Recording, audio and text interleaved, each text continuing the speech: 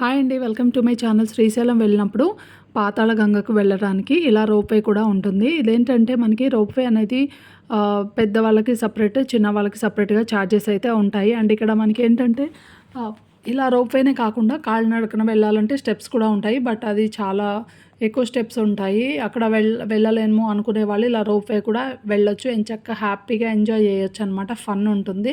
And దీనికి ఏంటంటే మనకి అక్కడైతే వెయిటింగ్ చాలా ఉందనమాట. అండ్ మాకు టైం కుదరక ఇంకా అది క్యూ ఎక్కువగా ఉండడం వల్ల మేమైతే వెళ్ళలేకపోయాము. అండ్ ఇక్కడ మనకి కొండపై నుంచి కిందకు వెళ్ళినప్పుడు ఏంటంటే కింద బోట్ కూడా ఉంటుందనమాట. బోటింగ్ చేయాలి అనుకునే వాళ్ళు వెళ్ళొచ్చు. అండ్ అది మాత్రమే కాకుండా ఇక్కడ చుట్టూ నల్లమల్ల కొండలు అండ్ కృష్ణా రివర్ ఇవన్నీ కూడా మనకి ఒకే చోటు ఉంటాయన్నమాట. వ్యూ అయితే ఆసమ్ ఉంటుంది. అండ్ చూస్తున్నారు కదా మీరు. నేనైతే నాకు అసలు నార్మల్‌గా చూస్తుంటేనే చాలా అనిపించింది. అండ్ మీరు మాత్రం ఇలా వెళ్ళినప్పుడు రోప్‌వే అయితే అస్సలు మిస్ అవ్వకండి. బ్యూటిఫుల్ ప్లేస్ అనమాట.